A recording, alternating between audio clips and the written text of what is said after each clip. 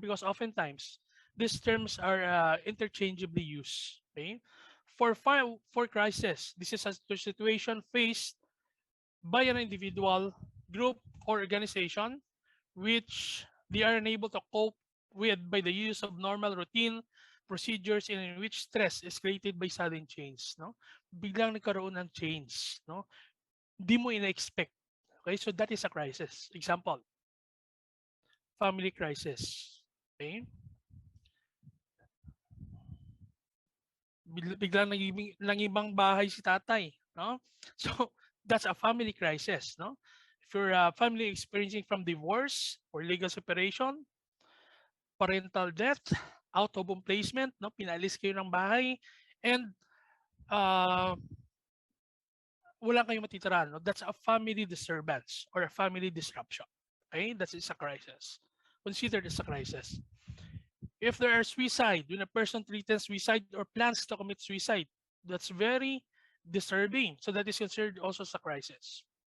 If we have economic change, okay, loss of job, no, when a member of family um, will be hospitalized, no, you think about the medical bills, okay, if your thing or your wallet will be stolen, or hindi kayo napagbayad ng electricity, nawala ng utilities, that is a crisis. Okay? There's a sudden change that creates stress. No? That's the definition of crisis.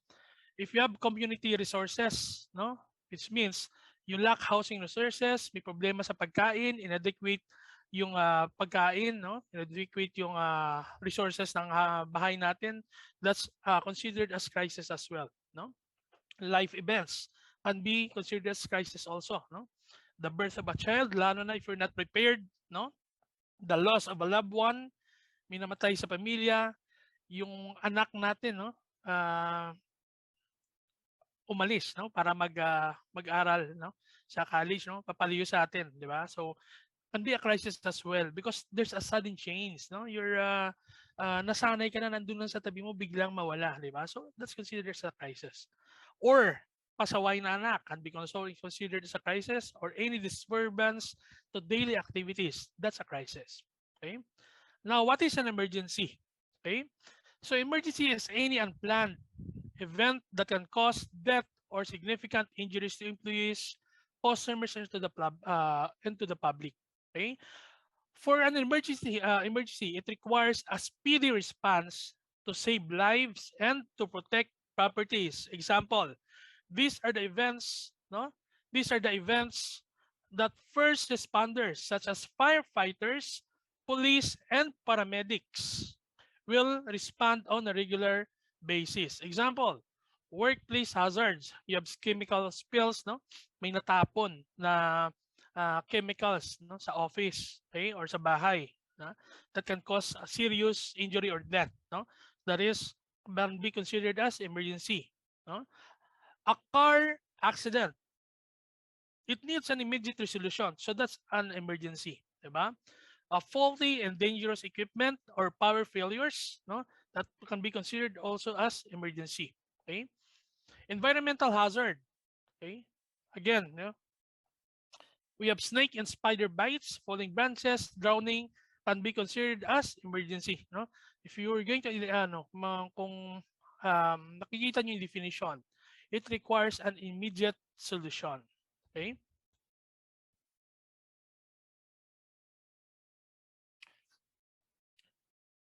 And lastly, we have people.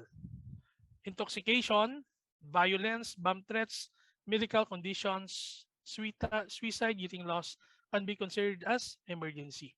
Okay. Now let's go to disaster.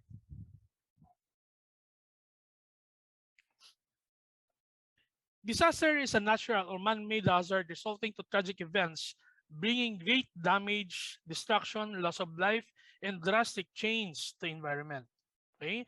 So disasters are most serious events and threatens or cause widespread losses and damage. Disaster will disrupt everyday life and essential functions. Uh, now, alam niyo na, no? What's the difference between crisis, emergency, and disaster, no? If we're going to identify the war between Ukraine and Russia. Okay, also before the war, no, before it was escalated to full-blown war, it is a crisis. Okay, but now that it's really a war, it's already a disaster. All right. So example of disaster of flash flood, typhoons, earthquake, volcanic eruptions, pandemic, pandemic. All right. Okay. So far, do you need any clarifications? Okay, you can type in the chat box. Okay. We'll do my best to answer, no. But if you cannot answer, I'll make sure uh, to give the answer to YBS or PACE so that they can inform you. All right. Next, you have definition of terms. We have relief is an act of helping or alleviating the conditions of persons who are suffering from the effects of disaster, calamity, and that time completely helpless. Diba? Donasyon, donations. Kung magbibigay kayo ng donations sa relief activities, ayusin nyo naman. Diba? Hindi sa hindi no, sa nagrereklamo ako, but no, there are some items that cannot be used, no, by the recipients. Example, anong gagawin ng nung kakatapos lang na bagyuhan, no? Sa gown at high heels, 'di ba? It's like insulting the people who are receiving that items, 'di ba? Aminin nyo man natin, usually yung pinamimigay natin ay yung mga hindi na natin ginagamit, 'di ba? But wag ganon. We have to make sure that the needs of the people will be addressed. No? Pagkain, banig, kaldero, tabo, etc. Those are the things that you can give as a relief, no, to the persons who were recently struck by any disasters. Okay. Next, you have rehabilitations. No, as an engineer, no, at least, no, we know something about constructions. No, maybe we can offer or help to areas that are rehabilitating from disasters. Okay? Pwede tayong may volunteers tumulong sa pag-aayos ng bahay or pag-aayos ng nasirang pipelines, no, for their water resources. There are things that we can do as engineering students. No? I remember when I was in college, no, every although it's not rehabilitation, but every summer, no, we have this group that helps areas that is far from the city, mga community, no. So we build schools, rooms. Okay. We have also painting activities that were done for that area. All right. And we have several, no, activities done to help uh, the people in the area that are far, no, from the city. Okay, volunteer, right? Okay, so we have warning information. So usually ito yung na-receive natin sa cellphone natin, di ba? If there are any impending disasters, no, we have advisories and forecasts from NDRRMC, di ba? We have DOST of sorry, we have PHIVOX, we have PAGASA, and we have the Philippine Coast Guard. Then after the disaster, we have the damage assessment. Okay, this is the estimation of how much was damaged by the recent disaster. Okay, when you have labot ding is OP, no? This is purely assessment of disaster, right? Next up, steps of emergency management. There are 5 steps. The first is prevention. Okay. Example is installing signages, information disseminations, etc. The second one is mitigation. This includes establishing building codes and zoning requirements. No, you have to mitigate. No, examples of zoning requirements. Hindi ka DP, hindi ka patindog. No, you cannot construct a building here because it's close to coastal areas. That's mitigation. Diba? You're mitigating. Okay, you're not supposed to they call that construct your house here because it's close to the beach, something like that. That's mitigation.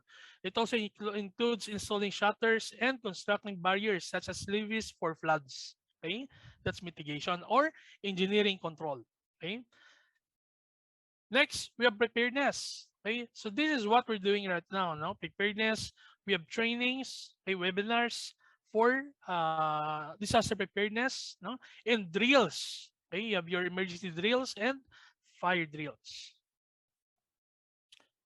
Okay, the next is response. Okay, that's how we react during an emergency. No, evacuate threatened populations, opening shelters, okay, opening temporary shelters, providing mass care, rescue and medical care, okay, etc.